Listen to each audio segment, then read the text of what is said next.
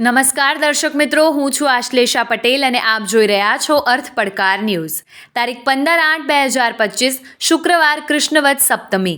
સોમનાથ મંદિર ખાતે 79માં સ્વાતંત્રતા પર્વની ઉજવણી. સોમનાથ મહાદેવને પ્રાતઃ તિરંગા શૃંગાર કરવામાં આવ્યો.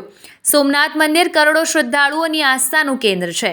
સ્વાતંત્રતાની સાથે જ આ મંદિર નિર્માણનો પ્રકલ્પ પ્રારંભ થયેલ ત્યારે આજરોજ 79માં સ્વાતંત્રતા પર્વની ઉજવણી સોમનાથમાં કરવામાં આવેલ.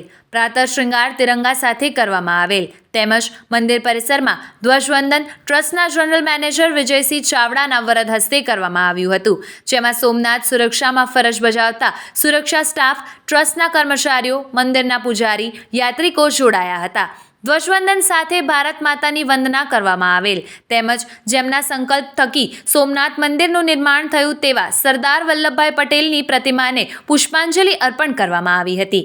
જનરલ મેનેજર દ્વારા સ્વાતંત્રતાનો સંદેશ આપતા કહેલ કે દેશના યશસ્વી વડાપ્રધાન તેમજ સોમનાથ ટ્રસ્ટના માનનીય ચેરમેન નરેન્દ્રભાઈ મોદી સાહેબ દ્વારા જે પ્રકલ્પો શરૂ કરવામાં આવ્યા છે તેનાથી આપણે અનુભવ કરી રહ્યા છીએ કે આપણો દેશ સર્વાંગી વિકાસ મેળવી રહ્યો છે.